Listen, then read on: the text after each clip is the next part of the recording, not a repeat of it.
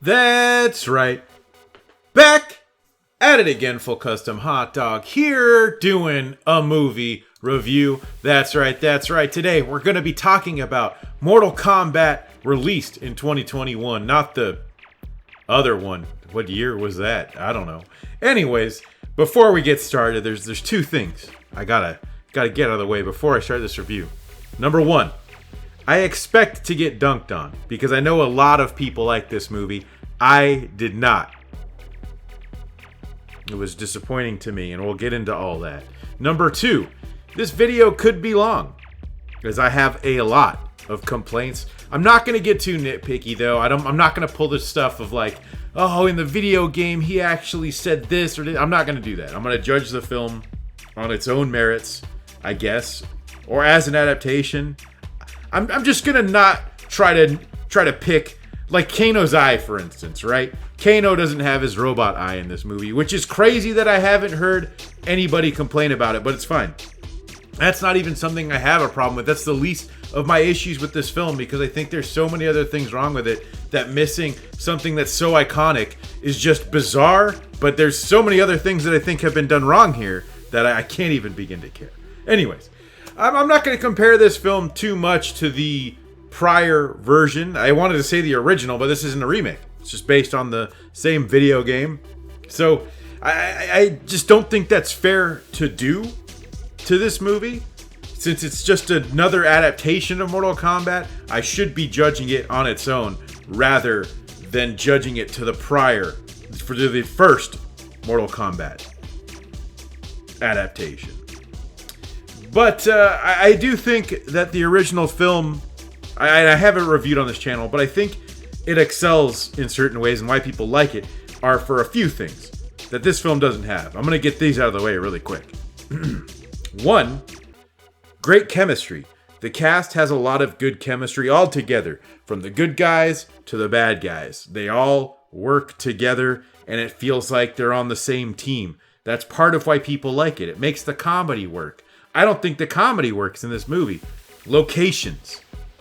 The first adaptation of Mortal Kombat takes you to a lot of cool places. We start off with some Hollywood stuff. We're going on a boat to I think they shot it in Thailand. It's been a while since I looked into it, so I could be wrong. So we've got great locations there. There's the fight between Johnny Cage and Scorpion in those woods that is killer, and I think fairly iconic as well. I know I'm probably going to use that word a lot because to me, these are things that a lot of people see and they know, and that kind of means something. That fight scene was crazy. Even in the trailer, seeing glimpses of that was cool. And then the theater, and then they go to hell.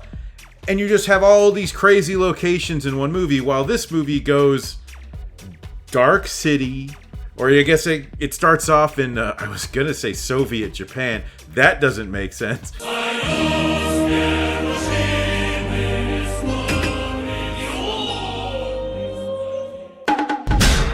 It starts out in feudal Japan, it looks like, and then we go to Dank City, and then end up going to a modular home, to the desert, and just all these gross, uninteresting locations, and that's about it. The desert to a cave, another modular home to caves, and there's nothing here that pops out. The last thing is pacing. This film's pacing is terrible.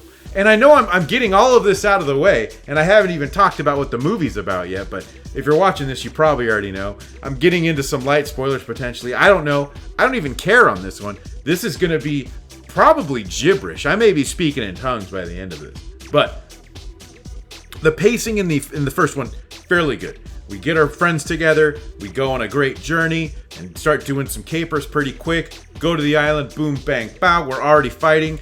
We're in the middle of a fighting tournament. Now, you wouldn't know that from the new film, but yes, there's a tournament involved in Mortal Kombat.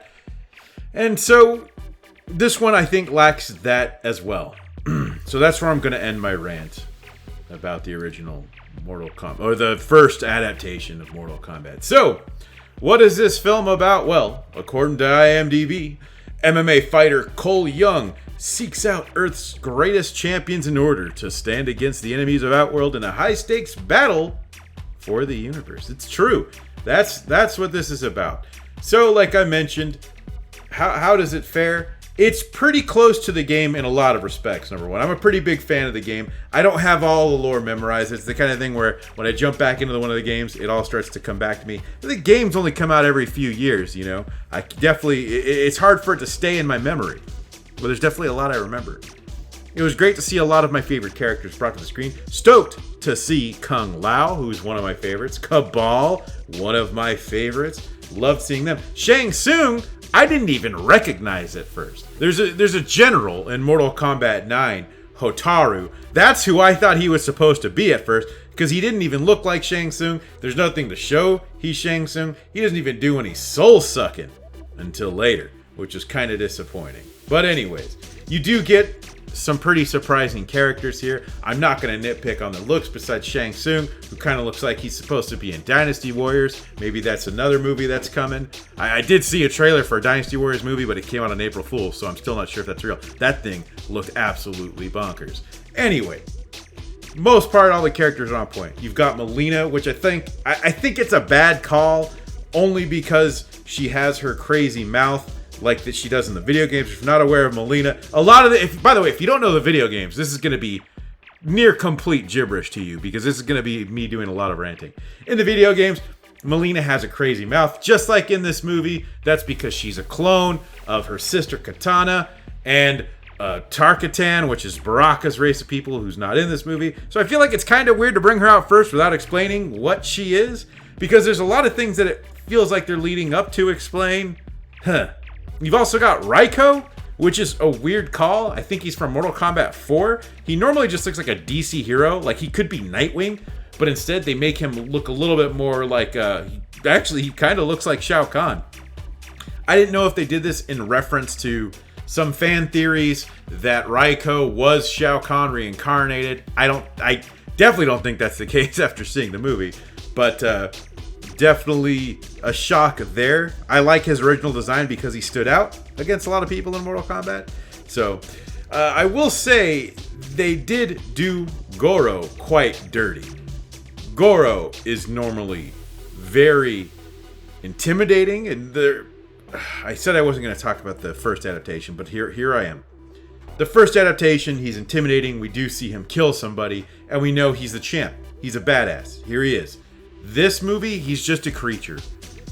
And it's kind of a bummer. It's kind of a waste of a great, iconic character. And yes, like I said, lots of iconics are going to be heard through this episode, but I feel like it's fair when talking about Mortal Kombat. So Goro's just reduced to a monster, which is incredibly unfortunate. You do get a lot of cool Easter eggs, some things in the background that if you know, you know.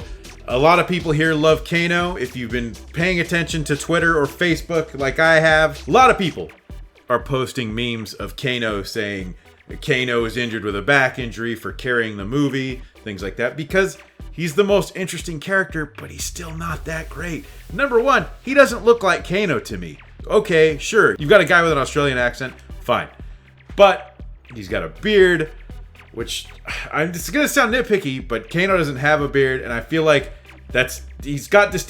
Kano has distinguishing features is all. And I don't think he has any of those same features. Maybe that is nitpicky, I don't know. Fire off on me in the comments.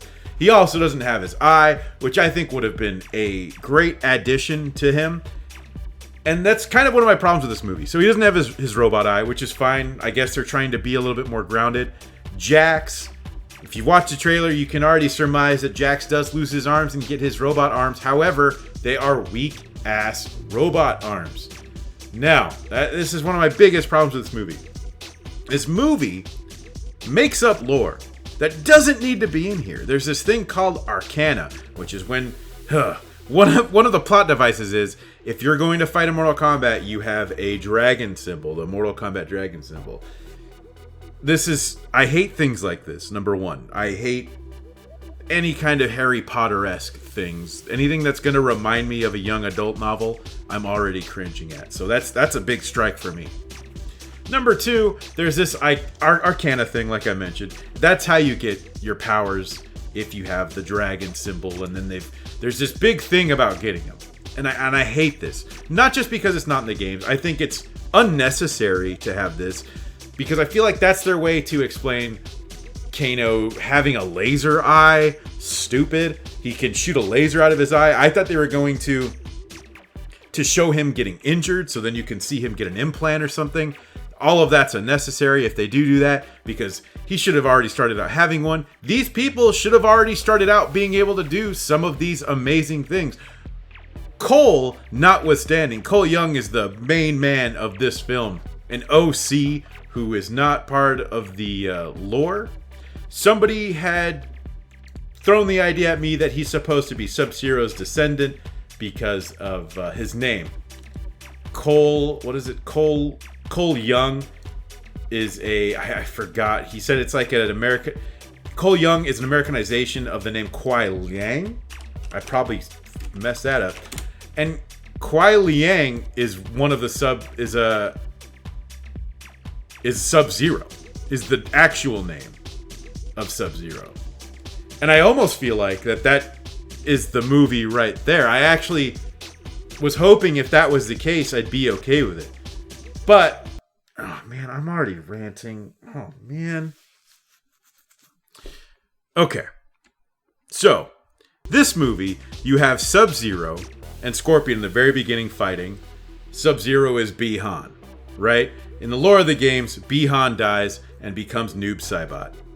Now, this movie sets up some of that, but with Cole's name literally being an Americanization of Sub-Zero, it does make sense to have him be the descendant and sort of flip the tables of Scorpion going after Cole, since Scorpion's out for revenge, not realizing that he's just a descendant of Sub-Zero. And then Cole is like, oh my gosh, I'm a descendant of Sub-Zero. And then you still have to worry about Noob Saibot. To me, that part could matter whenever. That doesn't even matter. But you not only now have what I think is a better plot, stronger plot even, but you also now have a character that's actually in the game. And it's very odd to me to have this character that has a very now obvious Americanization of a character's name, Cole Young, Kuai Liang, and not use it like that, right? Am I weird? Am I taking crazy pills? So anyways, back to the arcana stuff. I hate it.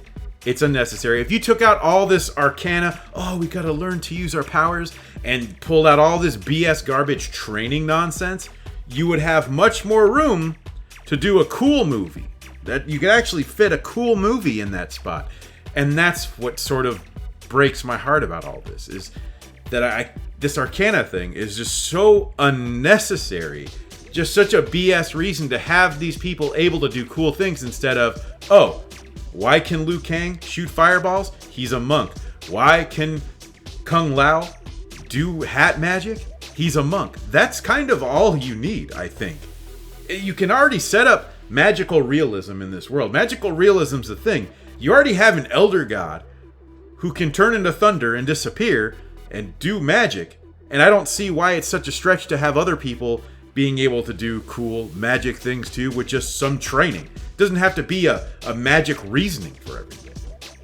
Now there's a big meaty Mortal Kombat rant right there. God damn it. I apologize. Besides that, most of the performances are pretty whack. Kano does fine. I didn't find him as charming as everyone else did. He's just the only sense of comic relief. Cole, our lead, is incredibly boring. Sonya, boring. Bi-Han, Sub-Zero, fine. Our Scorpion's fine. Jax is fine. A little cheesy, but I'm not going to subtract points because I liked him as Jax. His arcana shit's the dumbest, by the way. He has puny robot arms, and magic makes his robot arms become big cool guy robot arms. That's stupid and dumb.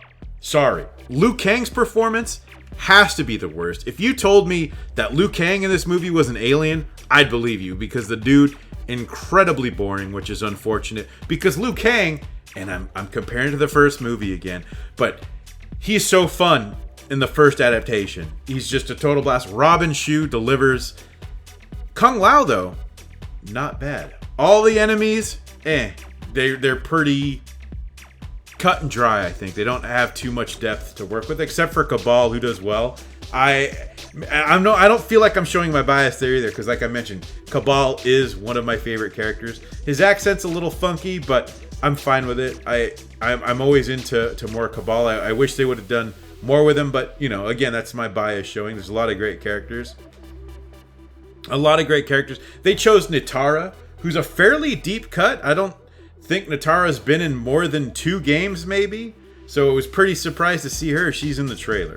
So there's a lot of things that I dislike about this movie, and I'm trying not to be nitpicky. I am a fan, so it does irk me in a lot of ways. Some things I don't think necessarily work as well. And I'm surprised so many people like this, because I think as a film on its own, it just comes off as cheesy. This feels like how a Mortal Kombat film should have been written in the 90s. Like, it feels like the 90s one makes too much sense in terms of pacing, plotting, things like that. That feels like that should have been written for today. Because it feels like they would have ignored annoying, stupid tropes like arcana and montages to learn your dumb power and believing in yourself and bullshit like that.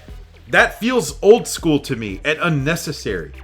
So, I think I'm done ranting. The choreography is nothing too crazy either. I guess in the positives, right? The gore is cool. You've got fatalities in there, which is cool. And they've done those pretty well, but some of the choreography kind of blows. The stuff in the beginning, the first few minutes when they're in feudal Japan, that shit's dope. That's great. Watch that 2 times. Some of the stuff at the end's kind of cool too, but still kind of lame.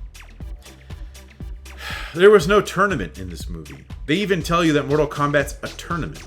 There is no tournament. It sounds like that this was the Mortal Kombat, as there were high stakes for the universe. I read something to where they talked about this being a trilogy, and then that this movie would be like the road to Mortal Kombat, and then the second one would be Mortal Kombat, and then just, you know, overly ambitious stuff. I'm curious to know if this is going to get sequels. I have heard that they'd want one, and I've heard that some people have signed multi-picture deals potentially, but I haven't heard that the wheels are in motion. I kind of don't care. I don't know if I would see a second one unless it is going to be more streamlined. Where's all the fighting in a movie like this? That's part of the problem here too. I don't want to sound dumb, but you know, this is a movie that's based on a fighting game, and you're not going to have a lot of fighting? I mean, sure, you might be saying, hot dog, there's fighting in this movie, you dummy. Yes, some.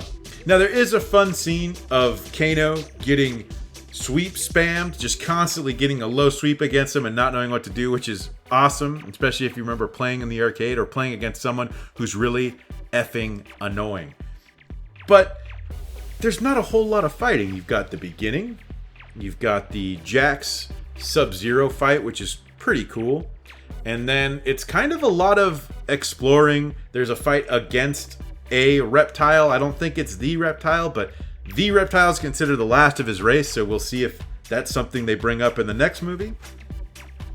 But there's just not a whole lot of fighting here for a movie that should be much more of a martial arts film than whatever this is. What would you call this? Just an action-adventure movie? That's fine. You can. I guess that would fit the bill, but I think this type of thing needs to be some kind of martial arts fantasy film. If I'm off base, absolutely correct me. But I definitely don't think I'm wrong here.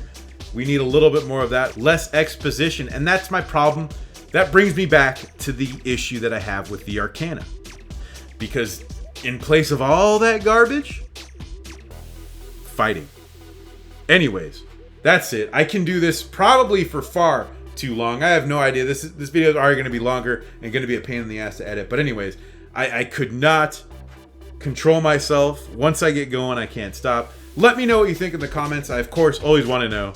And if you want to banter, let's banter. I am your host, Full Custom Hot Dog. You could follow me on Twitter. It's Full Custom Hot Dog without the last O, because that is just too long for Twitter. So, thank you all for watching, and until next time.